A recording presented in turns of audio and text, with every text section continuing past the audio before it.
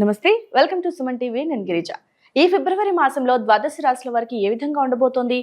ఫిబ్రవరి 1వ తేదీ నుంచి 15వ తేదీ వరకు, అంటే మనకు ఆల్మోస్ట్ ఒక 15 రోజుల వ్యవధిలో మరి ఏవైనా మార్పులు చేర్పులు జరగబోయే అవకాశం కనిపిస్తోందా? ఒకవేళ ఏవైనా మార్పులు ఉంటే వాటికి చక్కటి పరిహారాలు కూడా ఉండాలి కదా. మరి ఆ విషయాలన్నీ తెలియచేయడానికి ఇవాళ మనతో పాటు ఉన్నారు ప్రముఖ జ్యోతిష్య పండితులు బ్రహ్మశ్రీ నందిపట్ల శ్రీహరి శర్మ గురువు గారు. వారి మాటల్లో తెలుసుకునే ప్రయత్నం చేసిద్దాం. గురువు గారు నమస్కారం. వాగర్థావివ సంపృక్తౌ వాగర్థ ప్రతిపత్తయే జగతః పితరౌ వందే పార్వతీ పరమేశ్వరౌ. సదాశివసమారంభాం శంకరాచార్య మధ్యమాం అస్మదాచార్య పర్యంతం వందే గురు పరంపరాం. ఆదిత్యాయ చ సోమాయ మంగళాయ బుధాయ చ గురు శుక్ర శనిభ్యశ్చ రాహవే కేతవే నమః. శృంగేరి జగద్గురు పీఠాధిపతులకి, కంచి పీఠాధిపతులకి నమస్కారములు తెలియజేసుకుంటూ కార్యక్రమాన్ని ప్రారంభిద్దాం. గురుగారు, ఈ ఫిబ్రవరి మాసంలో 1 నుండి 15వ తేదీ వరకు మేషరాశి వారికి ఏ విధంగా ఉండబోతుంది అంటారు? గురుగారు తెలియజేస్తారా? 1వ తారీఖు ఫిబ్రవరి నుంచి 15వ తారీఖు ఫిబ్రవరి వరకు మేషరాశిలో జన్మించినటువంటి వారికి ఏ విధంగా ఉండబోతుందో తెలుసుకునే ముందు గ్రహ సంచారం తెలుసుకుందాం.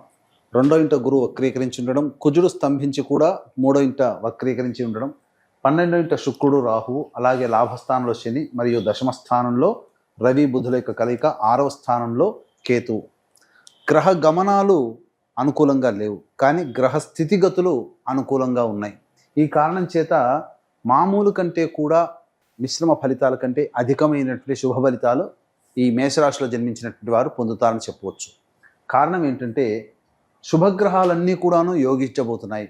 గురువు కూడా వక్రీకరించి రాశి ఫలితాలను ఇవ్వబోతున్నారు, రాశిలో ఉన్నటువంటి ఫలితాలనే. తద్వారా ఏమవుతుంది?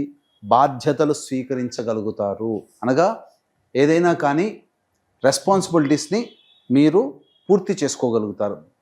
పెండింగ్లో ఉన్నటువంటి పనులు కావచ్చు, లేకపోతే మీ మీద కొత్తగా బాధ్యతలు రావడం, తద్వారా వాటిని సమర్థంగా నిర్వహించడం, తద్వారా మీకు భవిష్యత్తు బాటకి మంచి జరగడానికి అవకాశాలు గోచరమవుతున్నాయి. ఇక 3వ ఇంట కుజుడు స్థితి పొంది ఉన్నప్పటికీ ఇక్కడ ప్రధానంగా ఎలా ఉంటుంది? కుజుడి యొక్క ప్రభావం వలన మీకు ఉత్సాహము, ఆనందము, ఏ పని చేయాలన్నా ముందడుగు వేయాలి అనేటువంటిది అనుకుంటారు. కానీ అది అమలులోకి వచ్చేసరికి వాటికి సంబంధించినటువంటి వాటిలో ఇబ్బందులు, ఆటంకాలు ఎదుర్కోవాల్సిన పరిస్థితి వస్తుంది. ఆలోచన వచ్చినప్పుడు ఉన్నంత ధైర్యము అమలు చేసేటప్పుడు ధైర్యం లేకపోవడం, తద్వారా ఇబ్బందికర పరిస్థితులు. సమయానికి, అనుకున్నటువంటి సమయానికి స్నేహితులు కానీ లేకపోతే సోదర సోదరీమణులు కానీ మీరున్నటువంటి సమస్యలకి మీకు అందుబాటులో ఉండలేకపోతారు. తద్వారా ఏమవుతుంది? మీ కష్టాన్ని మీరే పడాల్సినటువంటి పరిస్థితి. ఎదుటి వాళ్ళ సహాయ సహకారాలు ఈ 15 రోజుల వరకు ఆశించకపోవడమే చాలా మంచిదని గమనించాలి. ఇక ప్రధానంగా లాభస్థానంలో శని, దశమస్థానంలో రవి బుధుడు, ఇవన్నీ కూడాను యోగదాయకమైనటువంటి పరిస్థితులు. 11వ తారీఖు నుంచి బుధుడు, 12వ తారీఖు నుంచి రవి మార్పు చెందినప్పటికీ కూడా ఇంతకుముందే చెప్పుకున్నట్లుగా గ్రహస్థితిగతులు అనుకూలంగా ఉన్నాయి. కావున మీకు పైకి కనిపించినటువంటి సమస్యల కంటే మీకు భగవంతుడే దారి వేసి మీకున్నటువంటి సమస్యల్ని మీకు తెలియకుండానే పరిష్కరించబోతున్నాయి గ్రహాలు. కాబట్టి సమస్యలుగా ఉన్నట్టుగా అనిపిస్తాయి, కానీ గ్రహాలు వాటి శుభ ఫలితాలు ఇవ్వడం వల్ల ఆ సమస్యలు మిమ్మల్ని బాధించకుండానే తొలగిపోతాయని చెప్పవచ్చు. కాబట్టి అన్ని గ్రహాలు, ఒక్క కుజగ్రహ ప్రభావం ఒక్కటి తప్ప గురుడు యోగిస్తున్నాడు, శుక్రుడు, రాహువు, శని, రవి, బుధుడు, కేతువు, ఇన్ని గ్రహాలు యోగిస్తున్నప్పుడు మీరు సమస్యలకి భయపడకుండా పట్టుదలతో ముందడుగు వేస్తే మేషరాశిలో జన్మించినటువంటి వారు అన్ని విధాలుగా యోగదాయకంగా ఉంటారని చెప్పవచ్చు. ముఖ్యంగా స్త్రీ సౌఖ్యము కనబడుతుంది. స్త్రీలతో వివాదాలు ఉన్నటువంటి వాళ్ళకి ఆ వివాదాలు, వివాదాస్పదంగా ఉన్నవన్నీ కూడాను సమసిపోతాయి. అలాగే ప్రధానంగా ఈ మేషరాశిలో జన్మించినటువంటి వారికి వివాహం కాని అబ్బాయిలకి, అమ్మాయిలకి సంబంధాలు కుదిరే అవకాశాలు కూడా గోచరమవుతున్నాయి. ముఖ్యంగా ఎఫ్ఎంసీజీ రంగంలో ఉన్నటువంటి వారు, అలాగే సంబంధించినటువంటి ఈ educational business, jewellery business, boarding and lodging, hotels, restaurants నడిపేటువంటి వాళ్ళు, అలాగే చేతి వృత్తుల్లో ఉన్నటువంటి వాళ్ళు, road side vendors, curry points, ఫుడ్కి సంబంధించినటువంటి వ్యాపారస్తులు, ఎవరైనప్పటికీ కూడా వాళ్ళకందరికీ కూడా అనుకూలంగా ఉండబోతుంది. వ్యాపార విస్తరణకి సంబంధించి కావచ్చు, ధనాదాయ మార్గాన్ని పెంచుకునే పరిస్థితులు కావచ్చు, అన్నీ అనుకూలంగా ఉండబోతున్నాయని చెప్పవచ్చు. ఇక తోలు, చర్మ సంబంధమైనటువంటి వ్యాపారస్తులు, అలాగే ఇనుము, స్టీల్కి సంబంధించినటువంటి రంగంలో ఉన్నటువంటి వాళ్ళు, ఎడిబుల్ ఆయిల్స్, పెట్రోల్ కెమికల్ సంబంధించినటువంటి వాళ్ళు, ప్లాస్టిక్ ఇండస్ట్రీస్తో సంబంధం ఉన్నటువంటి వాళ్ళు, ముఖ్యంగా చెప్పాలి అని అంటే శని అంటేనే చల్లదనానికి కారకత్వం. కాబట్టి ఈ ఏసీ ఎయిర్ కండిషన్స్ సంబంధించినటువంటి రిఫ్రిజిరేటర్ సంబంధించినటువంటి వ్యాపార కొనుగోలు అమ్మకాలు చేసేటువంటి వాళ్ళు ఎవరైతే ఉంటారో వాళ్ళకందరికీ కూడాను ధనాదాయం చాలా పెరిగేటువంటి అవకాశాలు ఈ 15 రోజుల్లో గోచరమవుతున్నాయి. ఇక ముఖ్యంగా రియల్ ఎస్టేట్ రంగము, అలాగే రైతులు మరియు ఈ సంబంధించినటువంటి లాయర్ రంగంలో ఉన్నటువంటి వాళ్ళు జాగ్రత్తలు పాటించండి.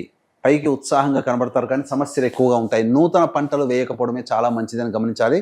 కొత్త పంటల జోలికి వెళ్లకుండా మీకు తెలిసినటువంటి పంటలనే రైతులు వేసుకుంటే చాలా మేలని గమనించాలి. ఇక ప్రధానంగా గమనించుకున్నట్లయితే ఈ సంబంధించినటువంటి విద్యార్థులకి ఉన్నత విద్య కోసం చేసేటువంటి ప్రయత్నాల్లో విద్యార్థులు చక్కటి శుభ ఫలితాలు పొందుతారని చెప్పవచ్చు. అన్నిటికంటే ప్రధానంగా కోరుకున్నటువంటి విద్యాలయాల్లో మీకు ప్రవేశం లభించబోతుంది. అన్నిటికంటే ప్రధానంగా ఈ గవర్నమెంట్ సంబంధం ఉన్నటువంటి ఉద్యోగస్తులు కావచ్చు, గవర్నమెంట్ పరంగా ఆదాయాన్ని ఆశించేటువంటి వ్యాపారస్తులు అనగా కాంట్రాక్టర్లు కానీ, లేకపోతే గవర్నమెంట్ సంబంధమైనటువంటి విధంగా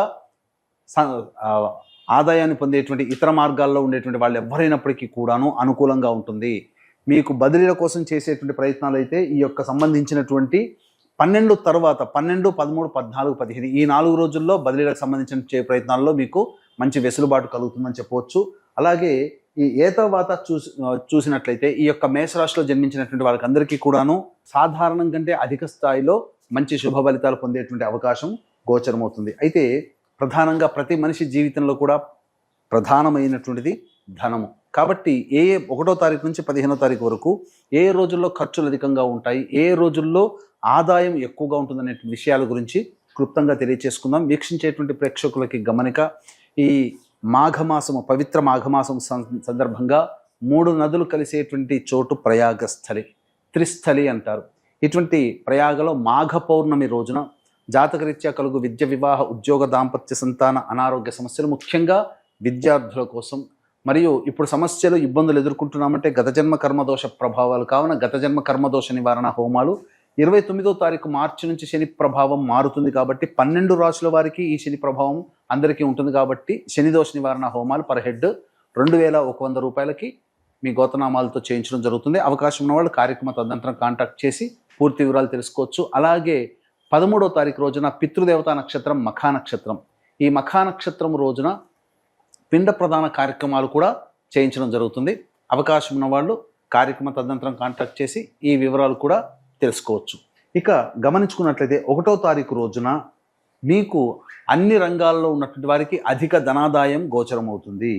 ఇక ఏ విధంగానైనా కానీ సంతోషంగా ఉంటారు. అలాగే 2, 3 తారీఖులో కనుక గమనించుకున్నట్లయితే మానసికమైనటువంటి ప్రశాంతత లోపిస్తుంది, ఖర్చులు అధికంగా ఉంటాయి, స్త్రీ మూలకంగా ఖర్చులు అధికంగా ఉంటాయి, జాగ్రత్తలు పాటించండి. ఇక 4, 5 తారీఖుల్లో కనుక చూసుకున్నట్లయితే విందులు, వినోదాల్లో పాల్గొంటారు, పాత స్నేహితుల్ని కలుసుకునే అవకాశాలు ఉంటాయి, పెండింగ్ పనులని పూర్తి చేసుకుంటారని చెప్పవచ్చు. 6, 7, 8 తారీఖుల్లో కనుక చూసుకున్నట్లయితే ప్రధానంగా దైవ సంబంధమైనటువంటి వ్యవహారాల్లోనే ఖర్చులు అధికంగా ఉంటున్నాయి కాబట్టి జాగ్రత్తలు పాటించండి. కుటుంబ సభ్యులతో వాగ్వివాదాలు పెట్టుకోకుండా ఉండడమే చాలా మేలనేటువంటి విషయాన్ని గమనించుకోవాలి. ఇక 9, 10 తారీఖుల్లో కనుక చూసుకుంటే కొత్త వ్యక్తుల యొక్క పరిచయము కలుగుతుంది. అలాగే మీ యొక్క అవసరాలకి, ఖర్చులకి తగ్గట్టుగా ధనాదాయం కూడా పెరుగుతుంది. మీ సోదర సోదరీమణులు, మీ యొక్క సంబంధించినటువంటి స్నేహితులు మీ అవసరాలని తీరుస్తారని చెప్పవచ్చు.